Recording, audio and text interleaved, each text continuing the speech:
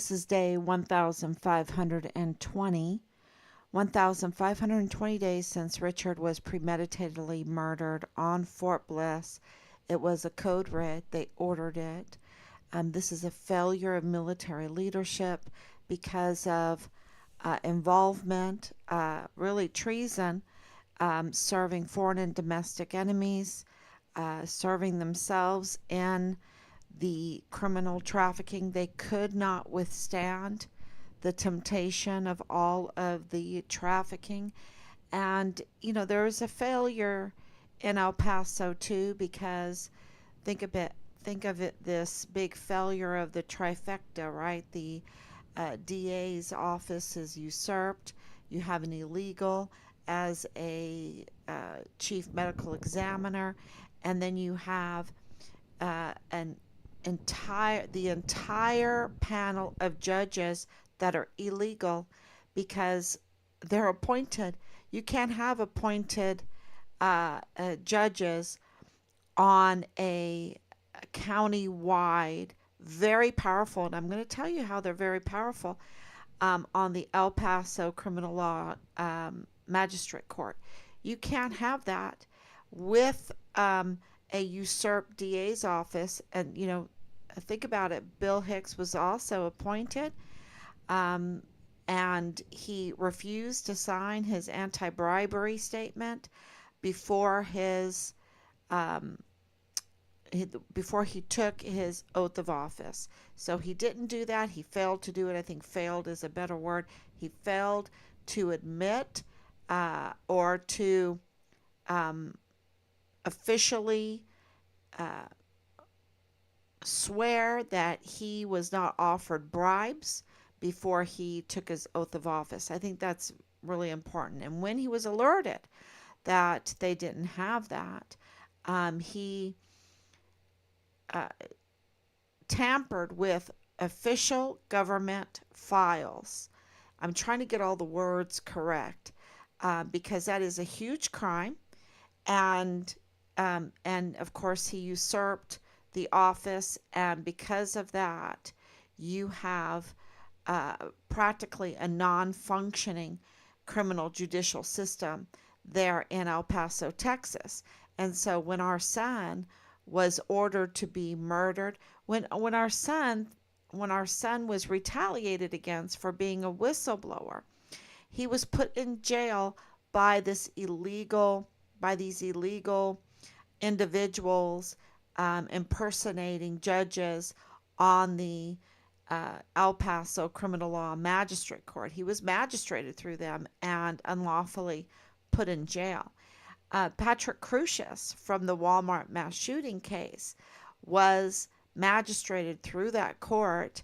It's a botched case, right? It's a botched case. And he was processed and arraigned through that court.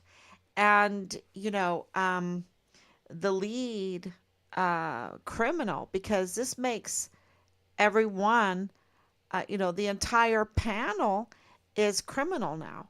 Okay, they have been criminals since 2015, the time of Richard's murder, at the time of Richard's unlawful sent to jail time. Penny Hamilton was the presiding criminal over that court. I'm not saying the court is criminal. The El Paso criminal law magistrate court is not illegal. It is those that are sitting on the bench. They have to be elected, and they're not elected. So they're illegal. They're criminal. And it makes a lot of sense how wonderful the Texas Constitution is to the people, because when you have that kind of power, and they have huge power, and I wrote some notes because I was trying to wrap my head around the type of power that these individuals have and assert over the people of El Paso, and could assert over Richard, and of course anybody else coming through that court. It's very interesting that criminals like Danae Katzen, like Belen Rocha, and I'm sure 90% of the cases go through that magistrate court, why they got dismissed or whatever. It was like, why are they getting their cases dismissed? Did they know something? Did they know somebody?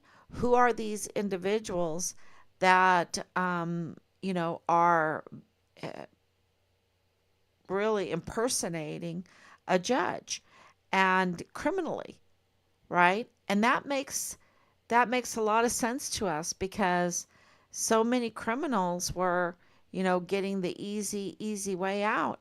And yet with Richard, a whistleblower, um,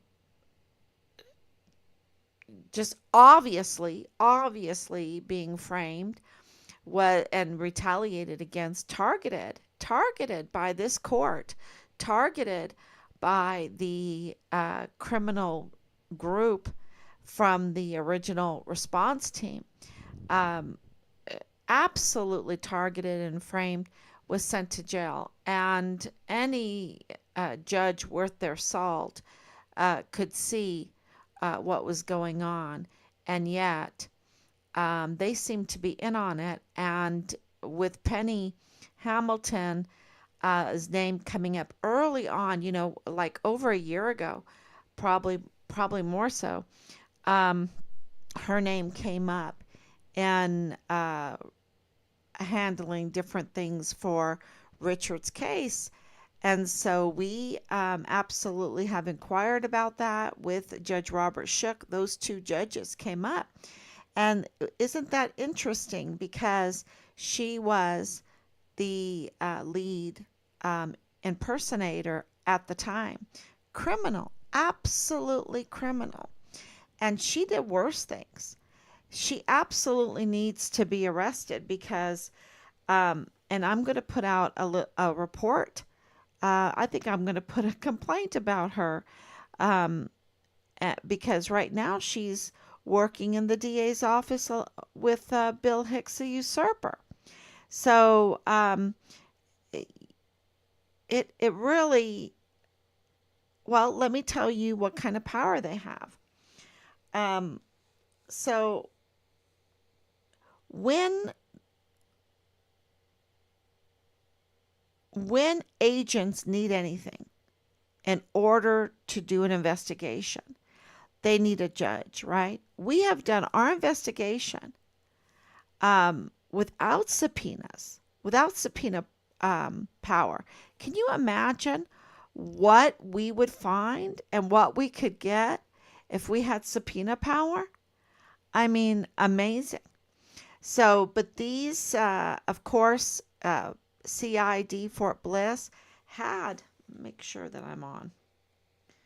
I almost forget every time because it gets so late.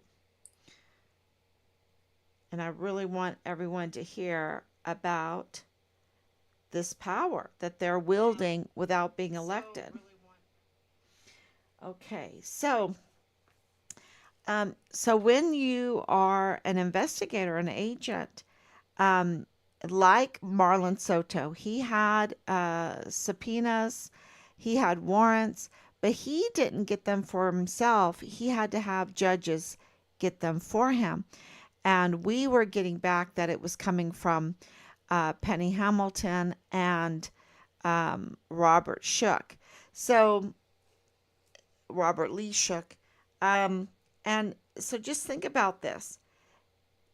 You can be just some person that goes into the courthouse, puts on a robe, picks up a gavel, sits there, and impersonates a judge and issues search warrants, wiretaps, allows wiretaps into phones, into computers, uh, allows the receiving of tracking devices, GPS information that are in cars. Many cars have these tracking devices with GPS. You know, the judges that sit on a magistrate court, They give you the power to go and get that information. Can you imagine? We would know so much about Richard's phone. We would know about Richard's car. We would know about his last whereabouts. If we had this power, they do. Um, uh, they can allow the investigators to break into your phone. They can go into your home and search your home.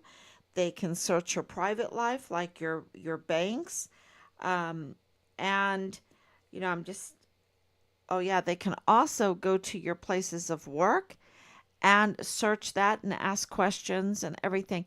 So that is incredible power, frightening power. And for that to be in the hands of just some people that are appointed by the likes of like Judge Sam Madrano, who we know is a dirty judge, um, that's frightening. And I'm not an alarmist. I'm just saying that kind of power can only be given to entrusted individuals.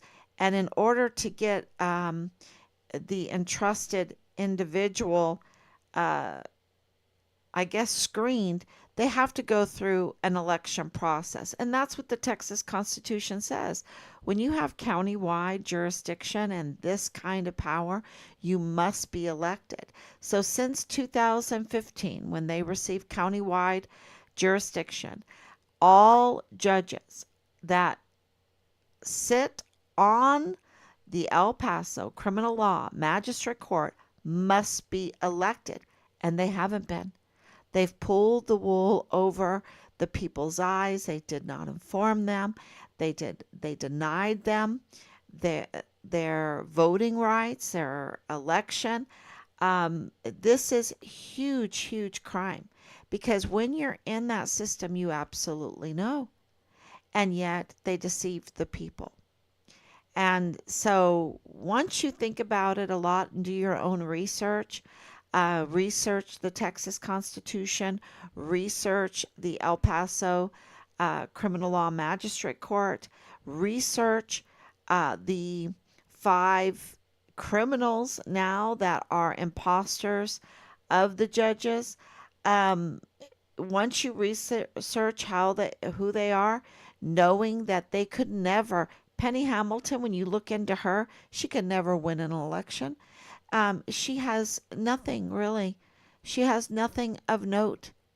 And for anyone getting that kind of power, they need to be the cream of the crop. They need to be the best of the best, right? They need to have the trust of the people and they need to have a direct connection to the people, be directly connected to the people. Um, and that's what elections do.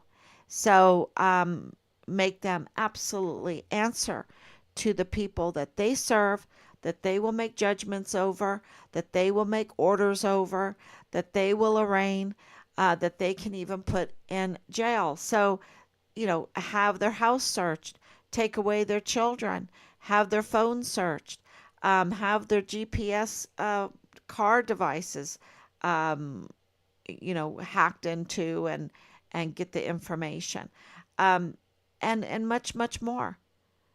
So this is very important for the El Paso community to understand because this is what has happened there. Now, if it's happened there, is it happening other places? Because we have a legal problem, a law enforcement problem, and we absolutely have failed leadership in the U.S. Army. We have failed generals in the U.S. Army that were appointed by the Senate Arms Committee. And so, one thing leads to the other. This is how this is so big. If they're corrupting the DA's office there, if they're corrupting the chief medical examiner's office, things that need to happen. We need a chief medical examiner. We need a district attorney, but we don't need a usurper. We don't need someone that's unqualified and illegal. We need to have our system back. It has been circumvented by illegal usurping and imposters.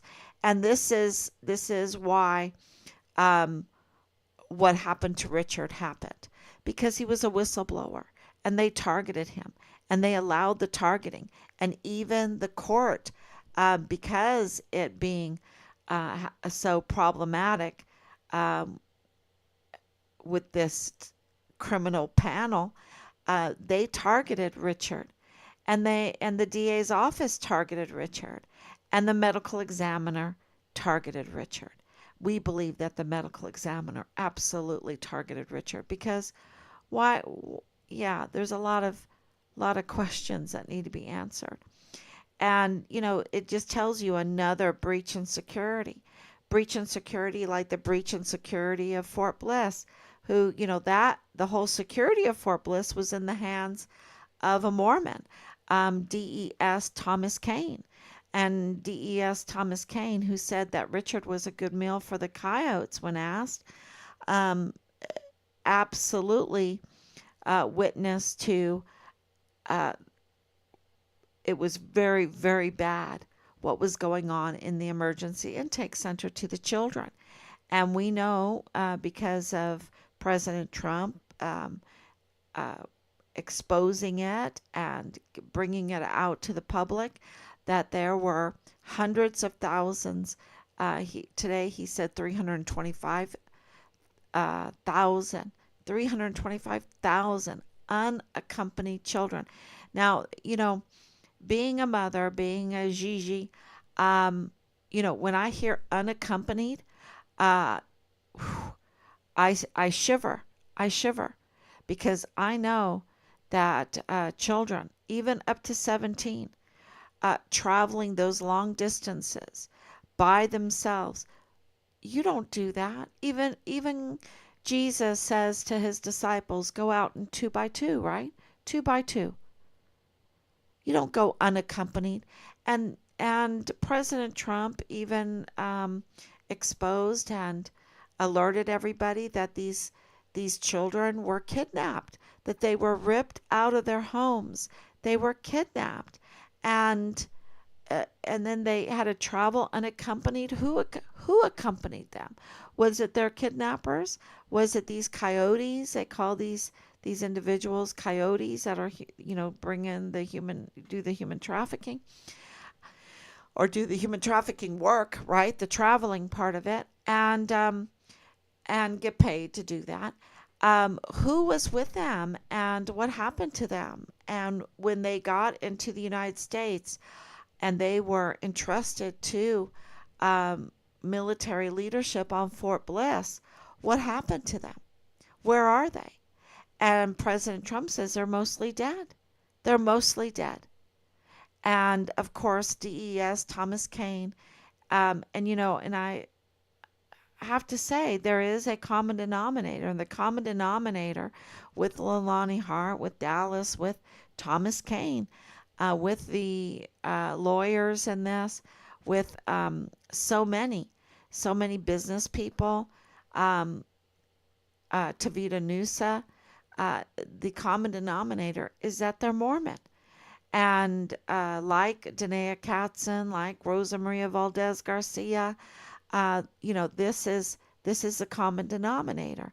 And look, when I was young, I was a big Donny Osmond. When I was a very young girl, I was it tells you my age, Donny Osmond fan, right?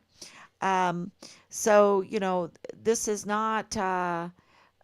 I'm just telling you the facts, and the underlining common denominator. Of course, they're criminals. They have criminal records. They have money problems. So they might get hundreds of thousands, tens of thousands. Rosa Maria Valdez got tens of thousands of dollars um, from the Walmart Victims Fund out of the El Paso Community Foundation, who was in charge for most of the money and the distribution of it. And she got tens of thousands of it. And it's just the underlining commonality is that they have money problems. Bill Hicks has money problems. So they, all this thievery, all this criminality, all this trafficking, all this money laundering and everything. And it just goes on and on and on. It's never satisfied. It's never satisfied. It's like these sex cults. They're never satisfied. And you see this with the P. Diddy, Sean Diddy Combs. It's all over the news, uh, corroborating what was going on in the military with the sex cults, with the doggy sex cults, um, uh, the videotaping of the activities, of their sex cult activities. And look, you have J Lo. I think it's J Lo, right? She was married to this creature, and you know, it's gonna be so sad, because the blackmail is, absolutely. Do not tell me that they are not going to leverage their videos and things like this. And Richard was turning in videos there from as a whistleblower, and we know that Leilani Hart was in possession of child corn, excuse me, and and that Dallas Hart was looking for that corn. He was looking really hard for that corn. Um, so we know that Richard's murder came after being targeted, being retaliated against severely and continuously, and that it was ordered then. His death was ordered. And there's a lot of reasons for that. You have uh, criminals on the magistrate court. You have criminals in the DA's office. Um, you have criminals, uh, criminal as the medical examiner, which is huge. Um, you have Richard being at record free, right? Being exonerated from the frame job they tried to do on him. You also have the election of Yvonne Rosales. Our timelines, we have it all around here. When you put everything together, it is very, very clear that in 2020, um, just days after Richard was exonerated and Yvonne Rosales, and what does that mean when he was exonerated? That means that all the retaliation that was based um, on this false frame job that they did on him, all of them, what were they going to do? Now apologize? I mean, they took 3 ranks away from him. They gave him 45 days of extra duty, 50% of his pay. They made him wear full body gear, battle gear during the 45 days, giving him only 4 hours of sleep a day for 45 days. And also all the abuse, the language abuse. Um, what were they going to do? Were they going to give him back his rank? Were they going to give him back his pay? How do you give back the 45 days of abuse? You know, were they going to undo the GOMAR, the permanent GOMAR, backtrack the the chaptering that they were trying to do on him? Uh, no, this is where, and I put it out there, breaking news, whistleblower, because we're getting more and more whistleblowers, and we got word that Richard absolutely was a code red. It was an ordered murder. It was a plant. And that is all coming through with um, whistleblowers. And that has led us to look into um, Chris Martin. Chris Martin has a much bigger role in all of this than we ever knew. And it's not good. He's a major criminal. And Nadal Baim has a much bigger role. And the leadership, the generals, looked us in the eyes and lied to us, bold face, lied to us. This is, it's not the lie that is the treasonous. Of course it is. But you're talking about Nadal Baim that has a record, that is the father-in-law of Lieutenant Colonel Bradford Bugado in Richard's command, the 32nd ADCOM, G3 and 32nd ADCOM, ADA there. You have the betrayal of these generals to their obligation to their soldiers, to America, to national security, because Nadal Baim's activities on and off of Fort Bliss and in El Paso, it's huge, y'all, and it's not good activity. And they just, because the criminal judicial system was messed up, controlled, usurped, impersonated, illegal, they just thought they could get these contracts. These contracts are paid by the American people. These military contracts are paid by the American people. And so I just want to let you know that even a whistleblower, well, after the declaration of death, yeah, breaking news, whistleblowers. And whistleblowers in our son's case have been retaliated against very severely. So for whistleblowers to, and everyone knows that, everyone paying attention, and the whistleblowers that are coming out now are paying attention. They've been paying attention. So it's very brave of them. And, you know, it's to look into Chris Martin, to look into James Hart, and his, of course, with Leilani Hart. She's a confirmed convicted criminal that has mental problems. She has major mental problems and on medication, and, you know, cannot she's a prime suspect, right? She's a prime suspect with her son, Richard's platoon leader, Dallas Hart. And, you know, that Mercedes is a very, you know, with the whistleblowers, with, you know, New Mexico. I can't give too much.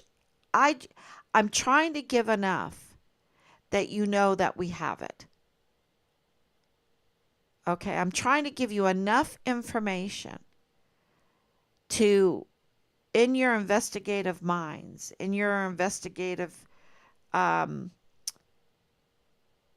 guess the puzzle that you've tried to put together, because we have, of this case of Richard Halliday, and how did that all happen?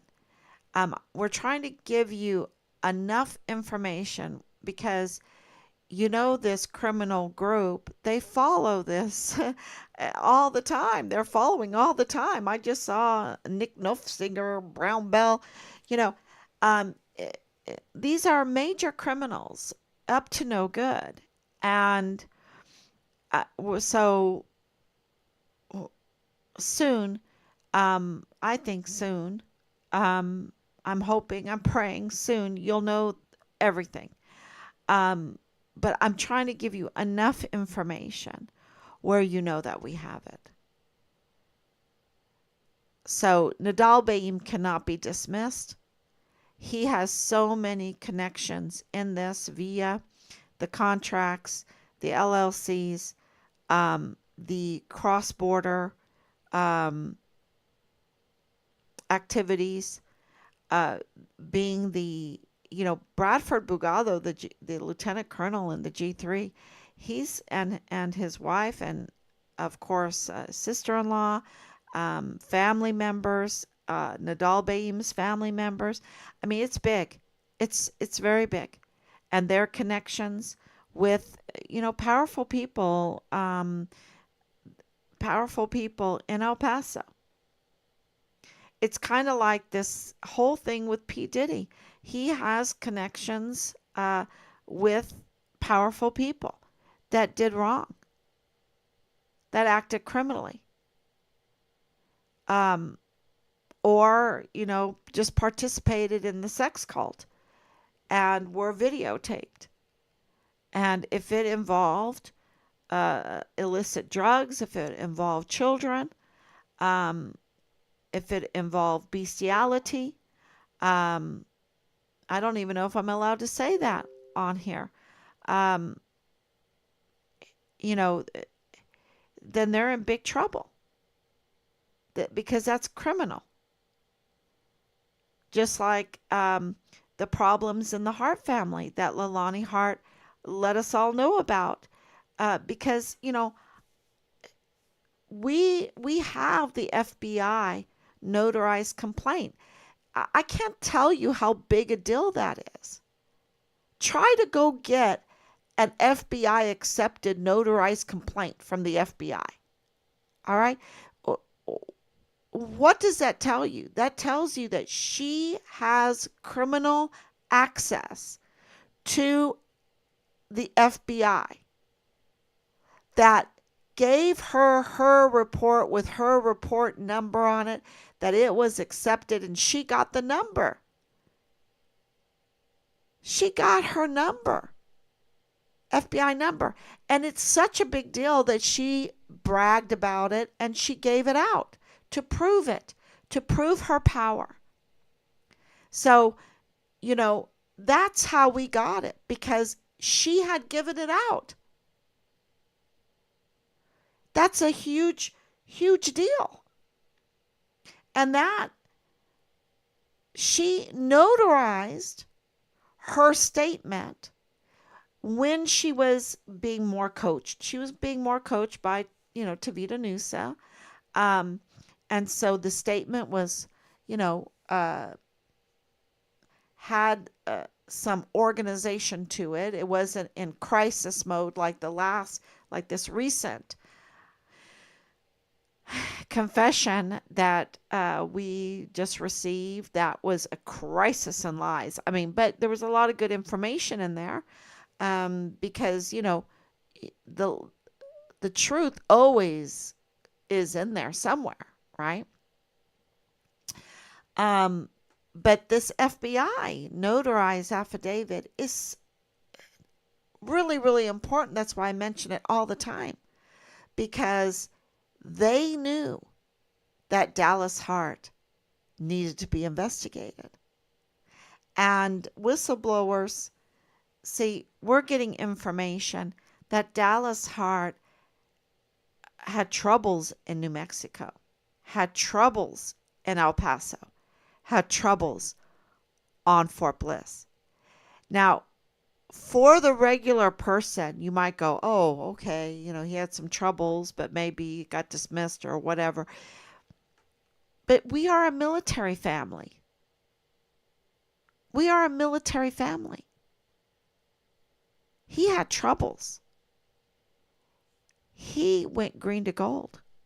How did that happen? That's supposed to be the cream of the crop. So and then they put someone that's troubled, right? Because he was very troubled. And they put him in charge of our volunteer sons and daughters. And then you have an affidavit coming out that's notarized because of the bragging mother saying, my family is engaged in incest. My family is engaged in harming children in my master bedroom, my household. My my family has problems with illegal arms purchasing. My family is violent. They threaten me with weapons. My family, I'm in possession of child porn.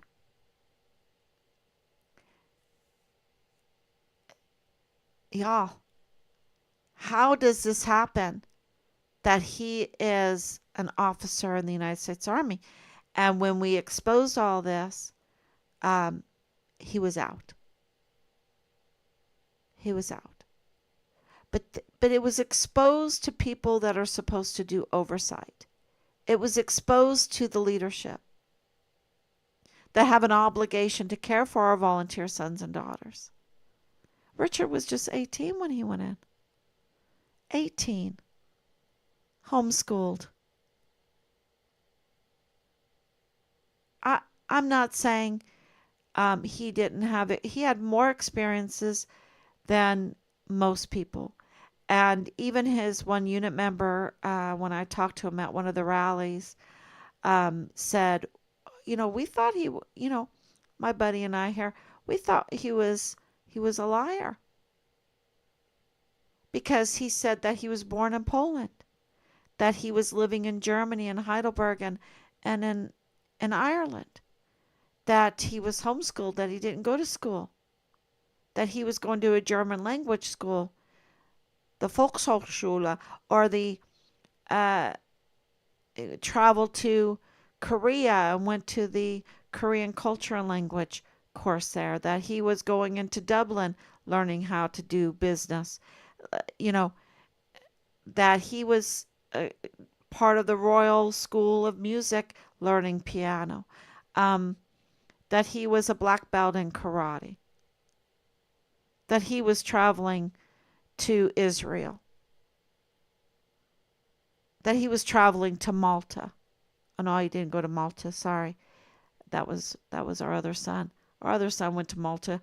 Richard was in Korea at the time, um, but that he was traveling Europe, and they were like, "No, we don't believe you." And then we found out that that was true, and it's true. He joined the army from Korea. He had a different life, and he was just 18. He clipped out of 6 hours of German language college credit at the age of 15. He clipped out of 6 hours of college math at the age of 15. He did it like boom, boom, one after the other. We were like, woohoo! Let me give you some money. Celebrate, right? Same thing when he was distinguished honor graduate for basic training. We matched it. He got $500. We matched it with another 500. Did that make him a target? Do they know when they get their monies? Did they know he had Bitcoin? Because he thought that was interesting. He invested in Bitcoin. Where's his Bitcoin? The court absolutely has power to get into all of that. We don't have power. And until his declaration of death, we're trying to figure all this all out because there hasn't been the help we should have had. Why? Because it was a code red murder. It was a code red murder. The obstruction to justice, the obstruction to finding out what happened to our son, the obstruction to help in any way has been off the charts. Off the charts. But when the declaration of death, things changed. But the level of lie, but it's still not enough. Still not enough. This is why we need accountability. because we're not getting answers for our questions and we're not getting help for where it's needed. You know, uh, they're supposed to do this. They're obligated. We've had to do all the legwork.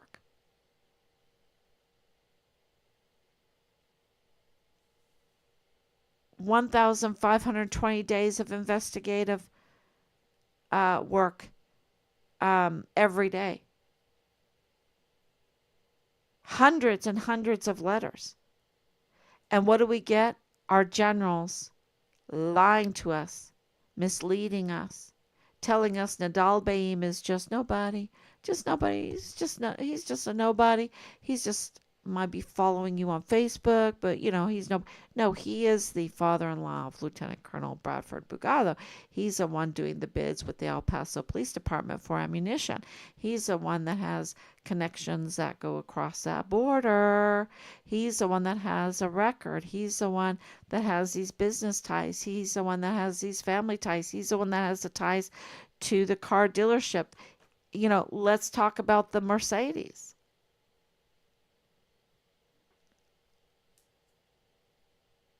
He's he's the one he let me tell you, he's a very, very big player in all of this.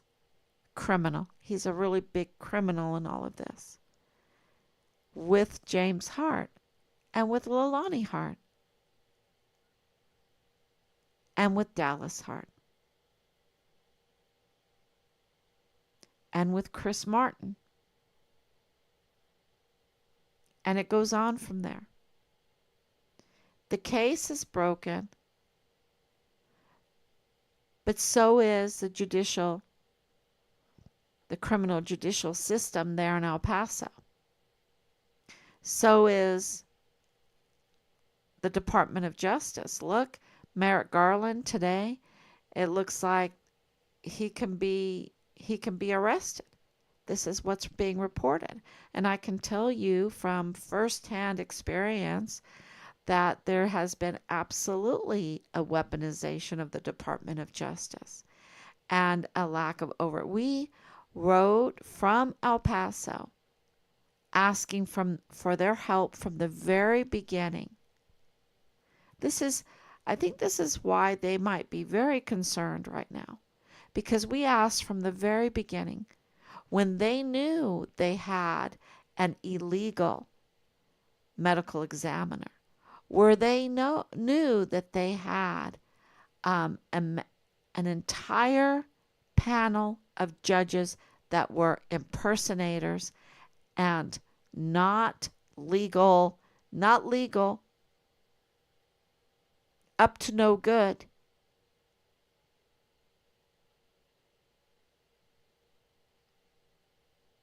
And I will tell you this, that Bill Hicks is totally intertwined with this group too. Why would he be intertwined? Well, I don't know. Did he have a law practice?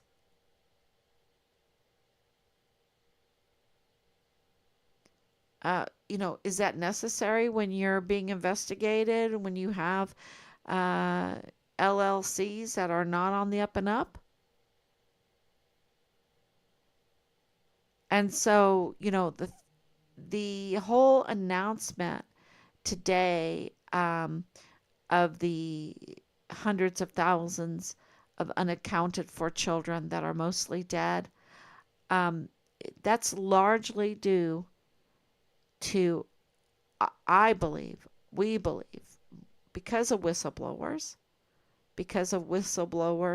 informing us that this is due to our hundreds of complaints and notifications and reports that we have filed.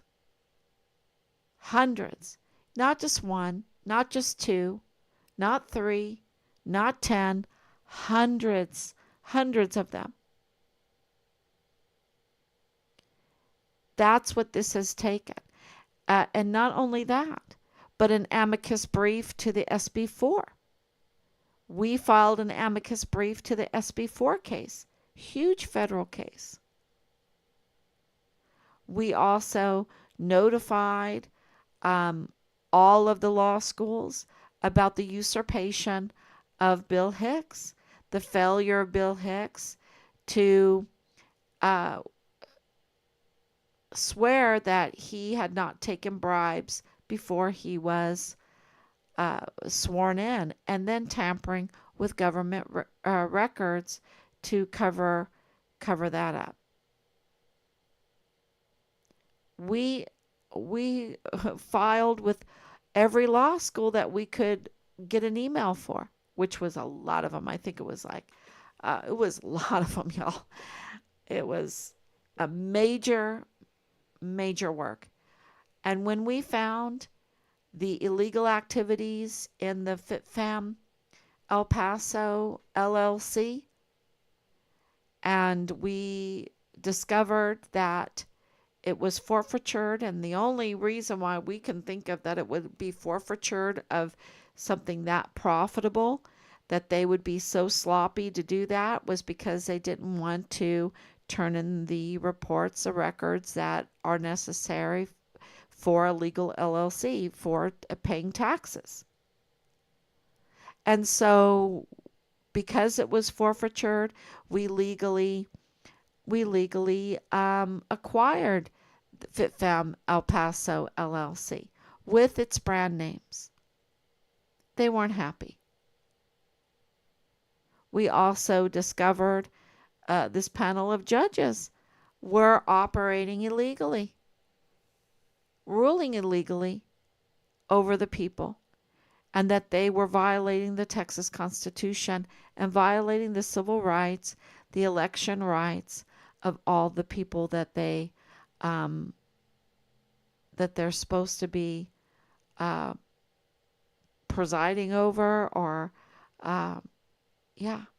And then that really explains why there's so much crime, and why the criminal trafficking was allowed to get to the extent that it was, and all of this impersonation and usurpation and illegal activity going on. So all of what we have as Team Find Richard Halliday have done has, absolutely allowed the exposure of the hundreds of thousands of children unaccounted for, mostly dead, to come out right now. And the media doesn't want to cover it. The media doesn't want to cover Richard Halliday's story, and it's huge. Our story, our son's story, is huge, and it's international. And I haven't even touched on what happened all in Mexico. So, absolutely, we have been moving that mountain. We've been moving the mountain and shaking the mountain.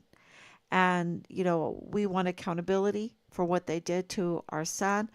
But even for the people that live in El Paso, for the United States, because this is treason by the generals.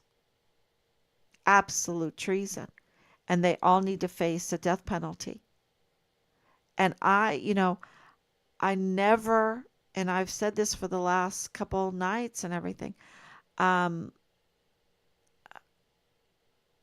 you know, I never understood the death penalty. I was a Ron Paul fan. If you look at Ron Paul's platform, he's not for the death penalty. Um, I've changed my mind. And I realize that you don't always understand God. You just have to obey God. And when he says that these criminals, these perpetual criminals, need to face the death penalty, I understand that now. Because the consequences are hell, are absolutely hell on the innocent. are absolutely hell on those trying to make a halfway decent life.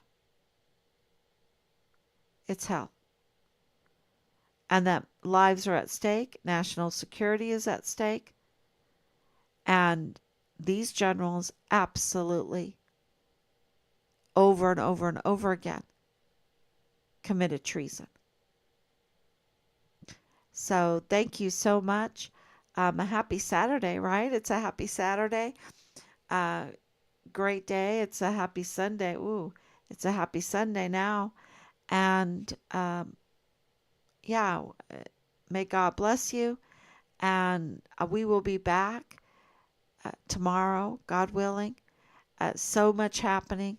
He's moving the mountains. I really, I need to always remember that God's hand has been on this, all over this, in so many ways. And all glory and honor is to Him. Um, I cannot tell you how we discovered Nadal Baim, how we were allowed to continue live streaming on Facebook when we were banned, um, how we discovered, the whistleblower, the courage that the whistleblowers have had is all because of God's hand on all of this. And we're moving mountains. God's moving mountains. So thank you so much. And I don't think they're going to have a choice. Um, the law may, it's going to be a little embarrassing, I think, for some. A lot embarrassing. Just like this whole P. Diddy thing. It's going to be very embarrassing. And it's because P. Diddy was allowed to operate. And it was because in El Paso, the criminal trafficking network was allowed to operate. So, we need to, yeah, we need a reset, right? So thank you so much. God bless you. And I will be back